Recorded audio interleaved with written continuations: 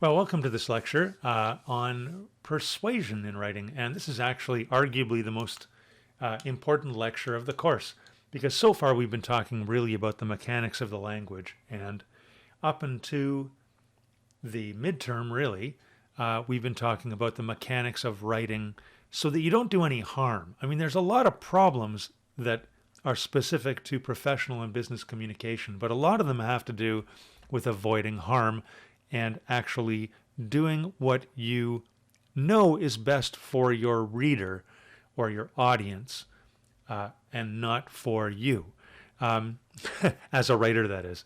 So, I mean, that is best for you as a business, right? And I hope some of the examples you're seeing and some of the things we've gone over have underscored that point. But when it comes right down to it, you're going to be remembered as a writer or a business communicator, or within whatever career you choose in some ways, as a good communicator if you can write persuasively, if you can solve problems through persuasion.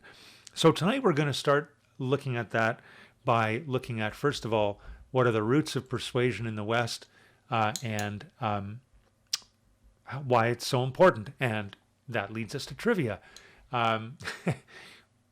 We just went through, and we're still going through as of this recording, the reckoning of the 2020 vote. You might be surprised to find out what percentage of eligible U.S. voters actually voted in 2020. And that number is actually 67%, which, perhaps incredibly, is the highest turnout in any U.S. election since 1900.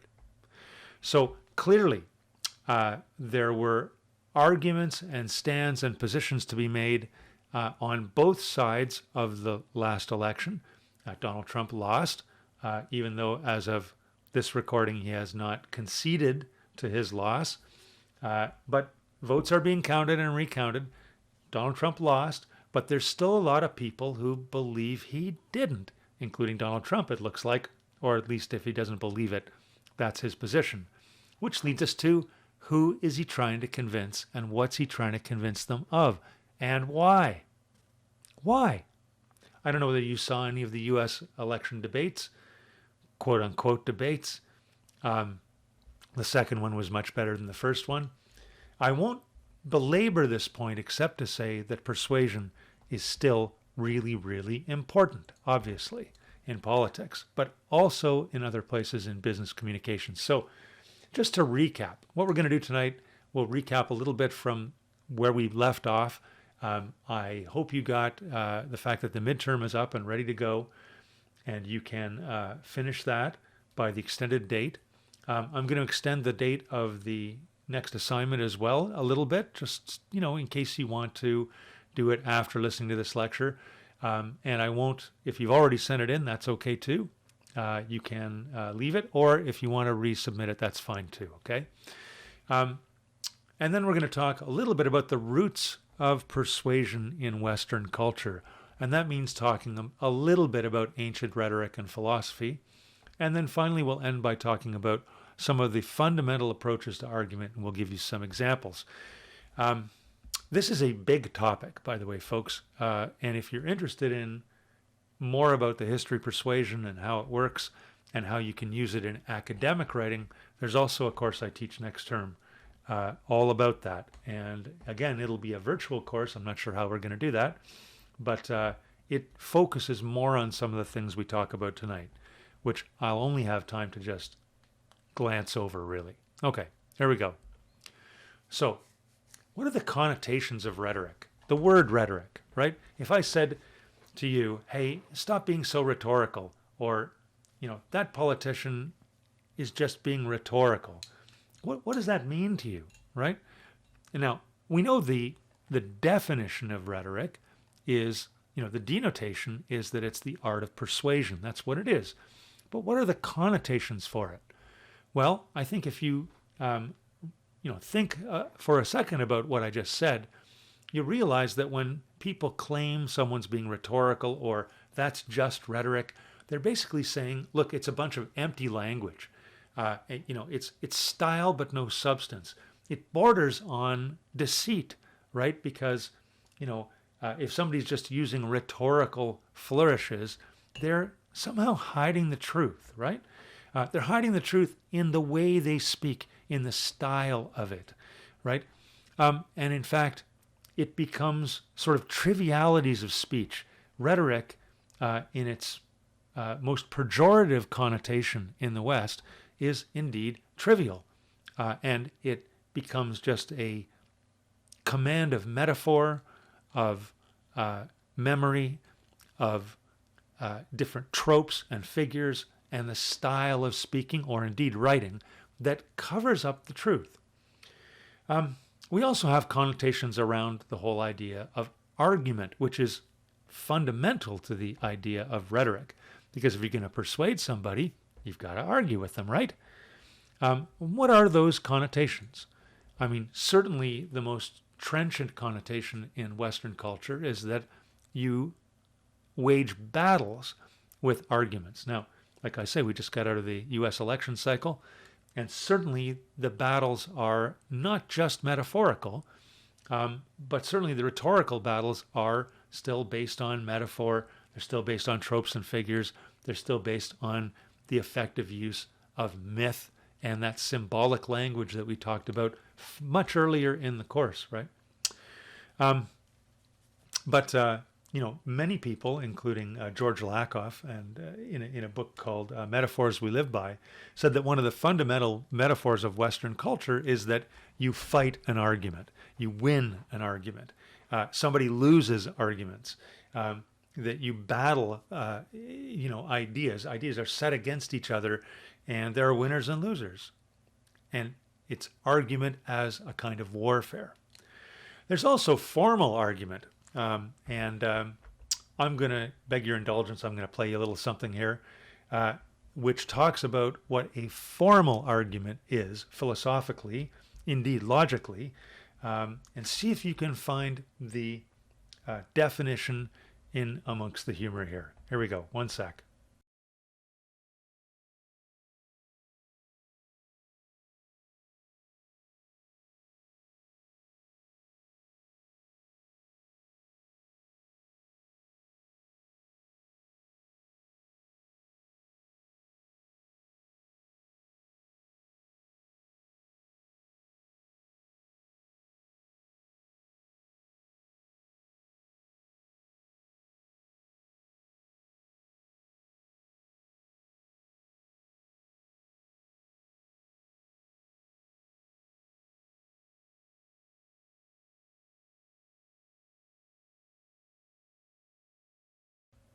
Okay, so did you get the formal argument definition in amongst that silliness? I mean, just the idea of paying for an argument is pretty funny. But did you notice that at one point, the person paying for the argument says, an argument is a connected series of statements intended to establish a proposition. That is a good formal definition of an argument. That's a good formal definition of what makes an argument. So tonight we're going to talk about rhetoric as a set of communication tools to match information needs with readers' goals. Because that's really what this is about here. It's about moving people to action. And persuasive writing, persuasive presentation, is really about getting people to do something that you want them to do. And there's all kinds of ways to do that. We will talk in this lecture and the next one about what constitutes those ways, and indeed about some things that do not really work as persuasion. Okay. So let's go back to the beginning of this in the West here and in Western culture. In fact, one of the reasons I show you guys trivia is because rhetoric is actually trivial in a deep, deep sense. And what is that sense? Well, a guy named Marcianus Capella, at the end of an era in the Roman Empire in 429 Common Era AD, wrote in a book called The Marriage of Philology and Mercury about the 7 liberal arts. And you may even know that you go to a liberal arts college. That would be Glendon. I went to a liberal arts college. It was St. Jerome's College, part of University of Waterloo. And what do you think those liberal arts are? Right? Well, they're made up of two sets of practices, and one are practices of number, and they're called the quadrivium, because that in Latin essentially means the four ways. Quadrivium, right? Quadra and via, right? So four ways: geometry, arithmetic, astronomy, and music are the arts of number. They're liberal arts. You may not think of them that way these days, but that's what they are.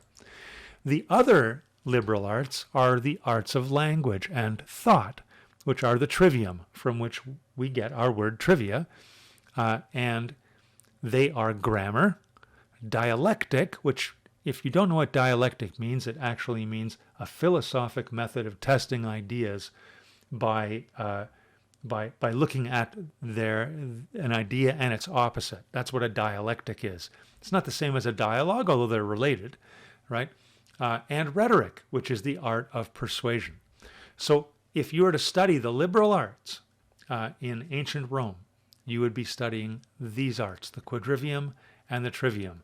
And even today, when we talk about the liberal arts, this is where they come from. Now, this is really, really glossing over a lot of stuff. But even at its core, at its root, at its inception, if you like, Western culture has had this problem with persuasion.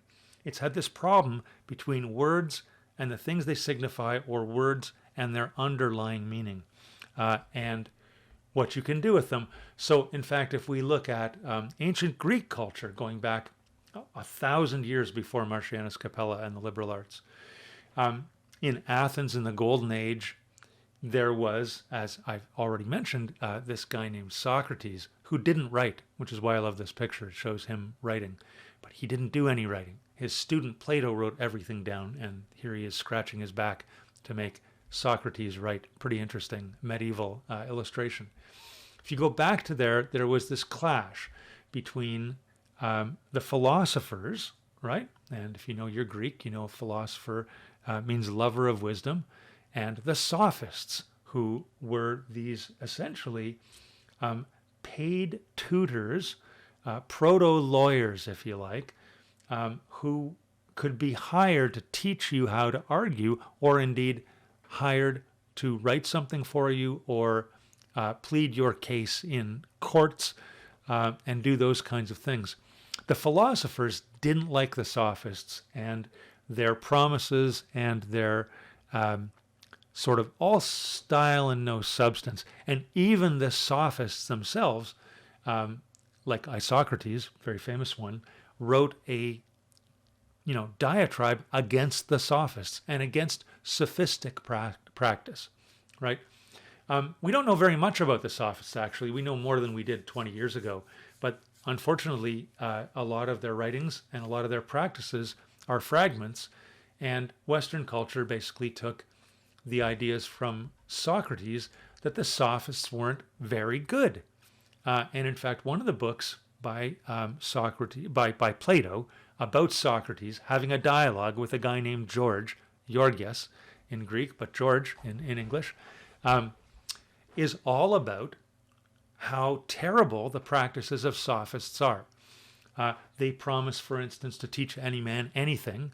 Let's face it, we're talking about ancient Athenian Greek culture, which indeed is a democracy if you're a citizen, which means you're not a woman and not a slave, and you're a man, right? You're not a child. They're the only ones with a vote. The sophists would promise to teach anyone anything or argue anything that they could, and this is a good thing. Now, Socrates says, no, this is a really bad thing. What you're doing is divorcing the underlying truth, the transcendent truth or reality of something from its outer form.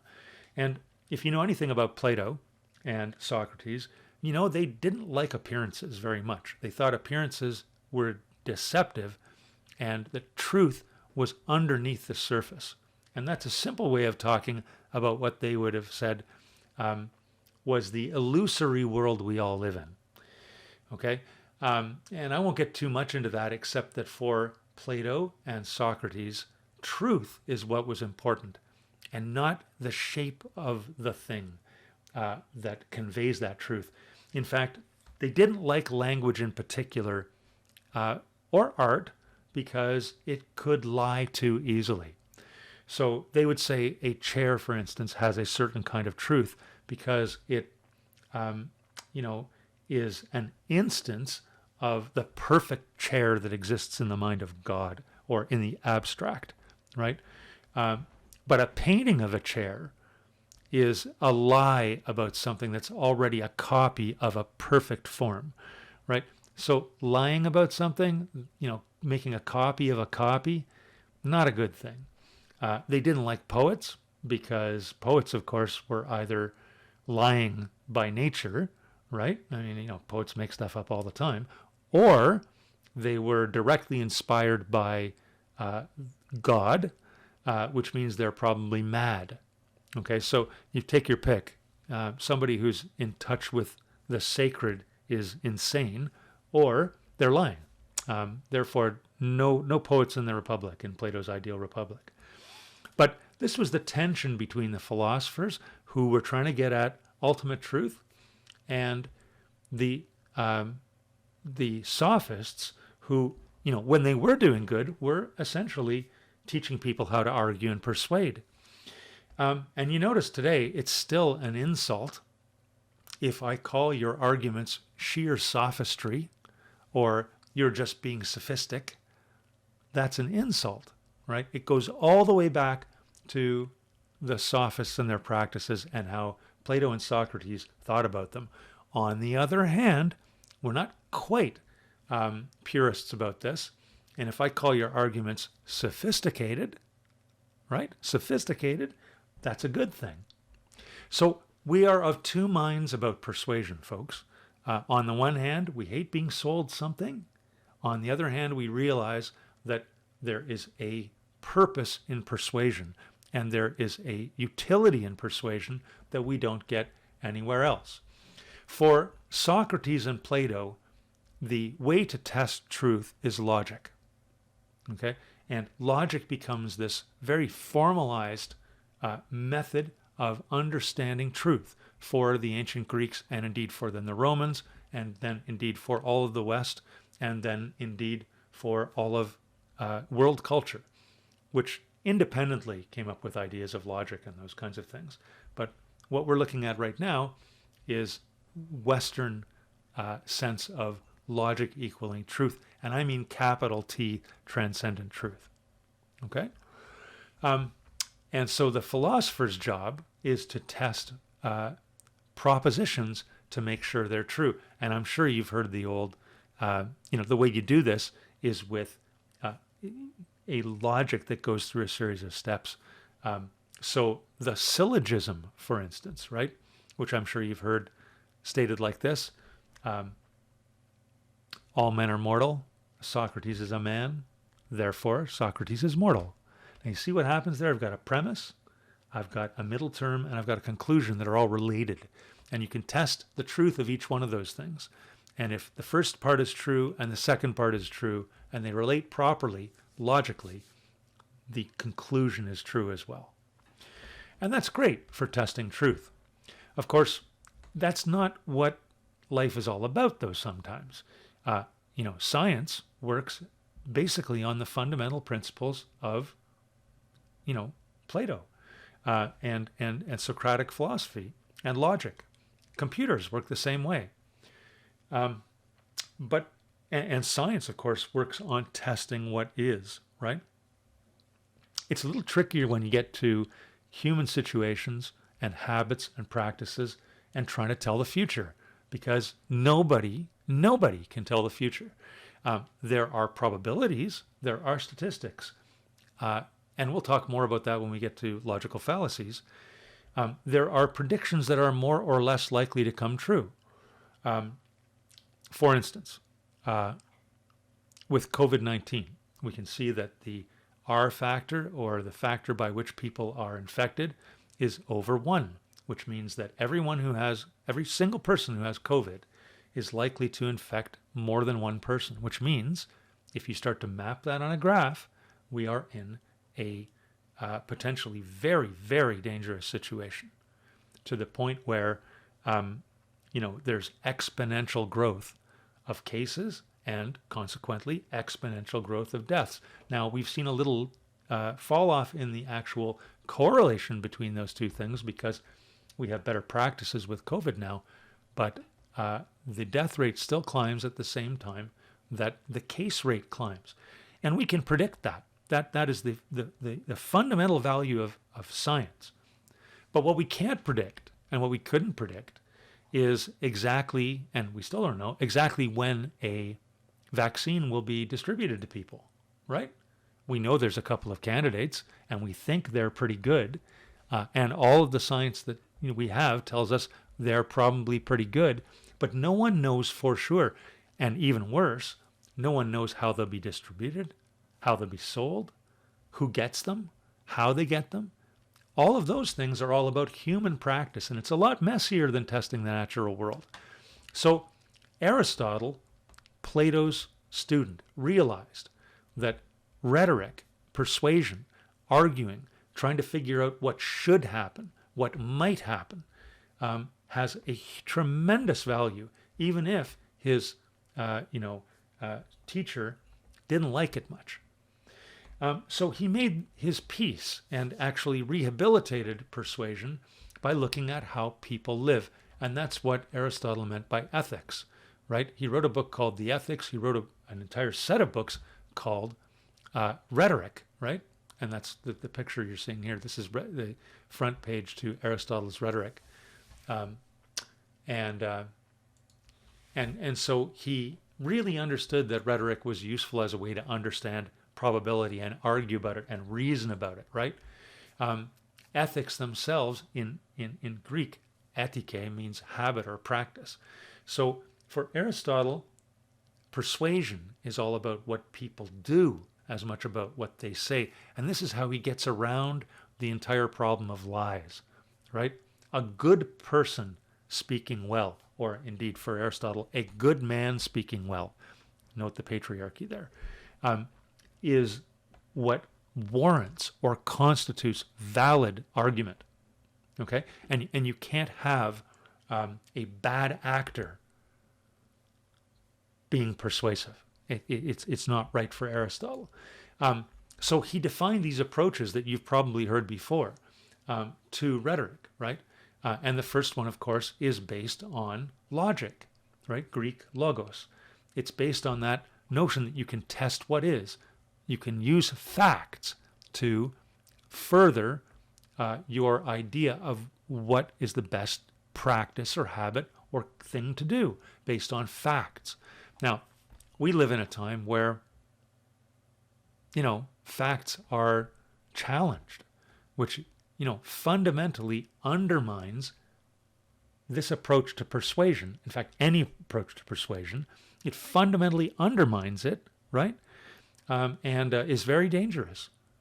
The attack on facts that we have seen in the last 20 years is truly upsetting because it undermines this ability for us to look at habits, practices, and make predictions about what the best course of actions might be. Nevertheless, that's what logic is all about. It's a quasi-scientific and quasi-logical, really, not fundamentally purely logical way of arguing about things. So if you argue about the price of something, right, whether something is better or worse based on how much money you spend, it's a quantity, it's a fact, it's a known fact, right? So if you say, well, this pen is great, it costs $1.29. This pen is much better because it costs, $50. That's a logical argument based on the quantity, right? It may not be true to the extent, depending on what you talk about quality, but you can certainly say this is cheaper or more expensive, right? There's other things that Aristotle said you had to take into account, and I've already, basically talked a little bit about this, and this would be ethics. Now, I want you to understand, for Aristotle, ethics is character. It's not morals, okay? Now, it is, but it comes from the character of the person, what they do, and is as important as how they say it. So imagine we have a cult of celebrity in our culture, right? Celebrities sell all kinds of things all the time to us. And the only reason we listen to them is because they're celebrity.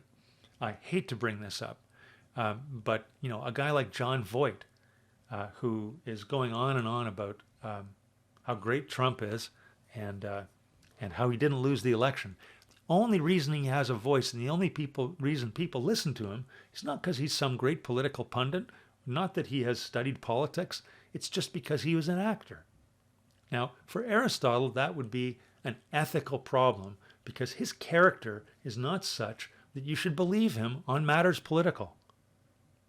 Now, ask yourself, how many times do influencers help sell things? Ask yourself, how many times their character actually matches their expertise in what they're recommending? Sometimes it does. Lots of times it doesn't. This is an old example, but Wayne Gretzky used to sell insurance and paint and a bunch of other stuff too that have nothing to do with hockey. Now, if he was selling hockey sticks, I would say, yeah, if Wayne Gretzky says this is a good hockey stick, it's probably a good hockey stick because that's his character and his expertise. You listen to your professors because of their character and their expertise, their qualifications, right? But for a professor of art to start talking about politics, they may be smart, but they're not experts. So Aristotle says you have to listen to people's character. He also had a whole psychology of what people were like when they were young versus when they were old. And all of those things are important for him, right? When it comes to gauging what people say. He says you should listen to experts because they're experts, right? They're credible, because they have studied things. And finally, there's the emotional side of argument. So for Aristotle, all three of these approaches are really important. Logic deals with facts, testable facts and quantities. Character deals, or ethos deals with character and the character of the person speaking, right? Or the character of the thing or the company, right? And emotion is an appeal to emotion, right? Pathos, where we get our words sympathy and empathy from. And there's a lot of emotional argument out there when people are urging people to feel a certain way or get angry about something, right? That's an emotional appeal, okay? Car ads for years have counted on sort of emotional statements, right? All of their slogans, all of their ads, they don't really talk about the logic of the car. What makes this engine better than this engine? They don't really talk about the character of the company, although they all think they have a brand character, don't get me wrong. So I suppose if at one point, if Honda talked about racing because they were winning a lot of racing, they would be, more believed than, Ford or something. But most cars sell you their feeling, right? Their brand of feeling, right? So I think Mazda still uses zoom zoom, right? Which is all it's a feeling, right? I think Toyota at one point had a slogan, "Oh, what a feeling." The Germans had various versions of that as well. Volkswagen, even had something called Fahrvergnügen, which is German for the driving feeling or something. The point is, you can make all kinds of arguments and Aristotle would characterize them in these three ways. Okay? He also said that, look, and this is really important, you can't argue with people unless you share common places. That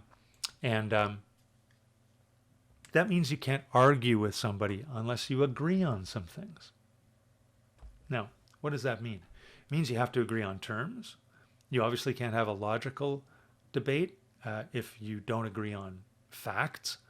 You can't have a debate from character if you don't agree on someone's character or their expertise. And if all you've got is emotion, you may not have common ground there either, although it's a lot easier if you do. If you're both happy about something, then it'll be easier to argue in an intellectual way, right? And not come down to a war. But this is really important for writing too. You should know right away the implication of this is that when you persuade somebody, You are not trying to persuade people who already agree with you completely, obviously, because they agree with you. And you can't persuade people who disagree with you completely. You must have some common ground on which to build an argument. So who are you trying to persuade? You're trying to persuade the people who might agree with you and the people who you can build common ground with. Rhetoric itself, after Aristotle, actually went through a bit of a downfall. The Romans loved the Greeks, and they did take a lot of Aristotle's pointers about rhetoric, of course. And they have their own rhetorical tradition with Seneca and Cicero and all kinds of other rhetors. But they did boil down to pretty much the good man speaking well. There were different ways of speaking and those kinds of things. But by the time Rome falls and gets split into an Eastern and Western empire, and St. Augustine of Hippo is actually preaching, smart guy, and he came around and said, you know, this rhetoric stuff is great, but it's really about preaching. Okay? If you can save someone's soul with a sermon, that's the goal of rhetoric. So that was the sort of Christian gutting of rhetoric there.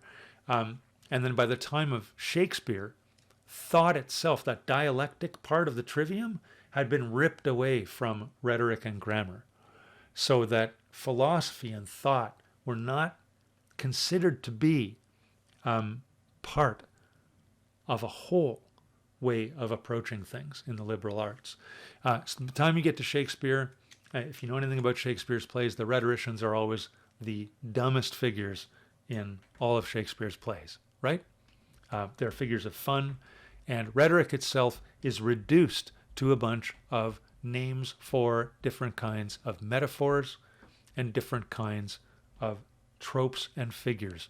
So I'm sure you guys learned about similes, mitotes, metaphor, metonymy, synecdoche, all of those things and more. And there's hundreds of them, right? But they are just figures of speech. They're just, using like or as or a poetic effect. They are not based on persuasion. And this is till about the 1960s, believe it or not. So from about the time that Marcianus Capella talked about the seven liberal arts till 1960, rhetoric wasn't really looked at as an important study or art for persuasion. It's not to say there weren't arguments, not to say that there weren't great, huge arguments and whole cultural revolutions with argument in the West, the 18th century in particular, and the Enlightenment. Heck, the 16th century and the first information revolution were founded on argument. The religious arguments that came out of the Reformation were also really, really important, but they weren't grounded in this sense, in the Greek sense of argument as a way of figuring out how to work probabilities. Okay? So, in summary, the connotations of persuasion and rhetoric are still quite negative, even in our culture, right? Well, I think we are a little bit more sophisticated about those things. I think everybody is pretty sophisticated at a university level. And yet I look to the South and to the election that just was, and the fact that there are people out there who believe the earth is flat, and there's people out there who believe in QAnon, and there's people out there who believe that Joe Biden is part of a child porn ring. And I shake my head and go, maybe we're not that sophisticated after all. There are a lot of persuasive elements out there now that have never been before, and it's getting harder and harder to ascertain what's factual and what's fictional. By the way, just a plug for the public broadcasters of the world, people who do news that aren't being paid for it are probably your best sources of facts. Okay, folks? I just have to give my little rant here. There's so many sources for news out there. Facebook is not one of them, guys. Okay? Please, I know you know that. But neither are any of your influencers or any of the YouTube people or any of the startup presses that aren't really neutral. And now I know I'm postmodern enough that there is no neutral fact or interpretation of fact. I know that. But it's the people who try their best that will give you the best shot at understanding what's really going on. By the way, that means boring old CBC, folks. Public broadcasters are really important. Publicly sourced and funded sources of information like Wikipedia, really, really important, right? The BBC, PBS in the United States, National Public Radio, all those kinds of uninterested media. They are not the mainstream or lamestream media, as is often called. They are people trying to figure out what's actually going on in their news. Okay, now a lot of those channels have opinion and those kinds of things, and that's fine. That's opinion, but a fact's a fact, folks, and can't really argue unless you can agree on facts. Okay, I went a little ahead there. Okay, so that's my rant. Aristotle also rehabilitated rhetoric from philosophy, right, and supplied this notion that rhetorical approaches are still useful, and of course they are. Nobody knows what the future actually holds. We have to be able to discuss those things rationally, logically, and from a basis on which we can believe in expertise. Also have to understand that business communication revolves around making good decisions. You can't make good decisions. You can't get people to do what's right if you can't argue and if you can't understand how arguments are created. Okay? So this is still really, really useful. And people have sort of rediscovered rhetoric in the last 30 years. And we'll talk a little bit more about that in the next lecture. It's important to understand, though, that those negative connotations, right, persisted. And until very recently, rhetoric was just style. It was completely divorced from any logic, okay? Philosophic logic or truth-based logic, okay? But really, fundamentally, arguments about moving people to action. That's it. That's why it's so important. That's why all of the rest of the assignments you're doing, all of the rest of them, are persuasion problems. So I want you to think really carefully about how you move a person to act. Now, an act might be something in their heads, right? So if you think people are going to be afraid by something and you want to make them feel better about it, think about how you're going to write something to make them feel better. That's the assignment 2, actually, right? But the rest of the assignments for the course, including the final one, are really about how you persuade people to interpret facts in a way that you want them to, that you move them to action. And like I say, action can be just making decisions in their own head. Okay? So, questions as always, put them in the e-class. I want to leave you with a couple of ads. We all know persuasion works with ads. I want you to watch these ads and tell me what you think the main approach is here. Is it logical? Is it emotional? Is it by character? Okay, let's have a look. We'll start with this John West ad and go from there. Okay, here we go. At the river mouth, the bears catch only the tastiest, most tender salmon, which is exactly what we at John West want.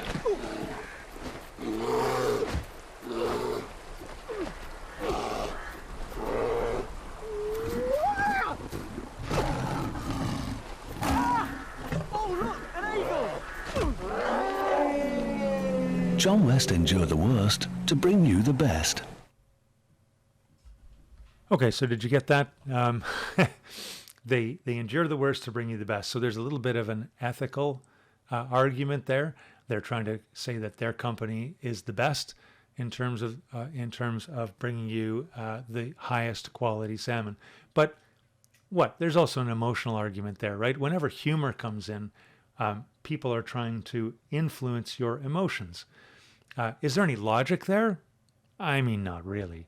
Let's try a different one. This one you probably know. This is another classic ad, which is pretty great. I might even put this on full screen for you. Here we go. Hello, ladies. Look at your man. Now back to me. Now back at your man. Now back to me. Sadly, he isn't me. But if he stopped using lady-scented body wash and switched to Old Spice, he could smell like he's me. Look down. Back up. Where are you? You're on a boat with the man your man could smell it. What's in your hand? Back at me. I have it. It's an oyster with 2 tickets to that thing you love. Look again. The tickets are now diamonds. Anything is possible when your man smells like Old Spice and not a lady. I'm on a horse. Okay, well, that Old Spice commercial is also a classic, and it's very, very well renowned, and it's also pretty funny. But you can see that there's a little bit of an anti-ethos going on there with the brand trying to undo its image as an old man deodorant, right? And instead indulging not in fact, not in logic, but fantasy to sell the idea that if you can't have that guy, at least you can have a guy who smells like that guy.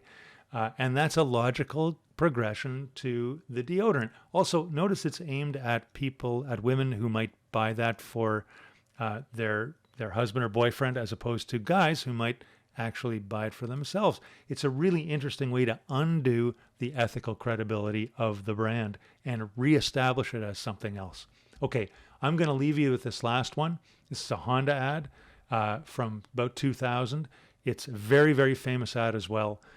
And it has a lot of impact for what it tries to do. It is a decomposition of accord parts all put together in a kind of logical Rube Goldberg machine to show you something and to convince you something about Honda's character, but also about the logic of what they believe in. Okay? So after you watch this, if you have any questions, as always, get them to me. But also think about what the ads are in your life and how advertisers try to sell you something. Are they using logic? Are they using celebrities or the character of someone to sell you something? Or are they just trying to appeal to your emotions? Actually, emotions are the way advertisers do a lot of advertising these days, because they know it doesn't really matter if you love it or hate it, but if you have a good, strong emotional reaction, you'll remember them. Think about that while you watch this last ad. Okay.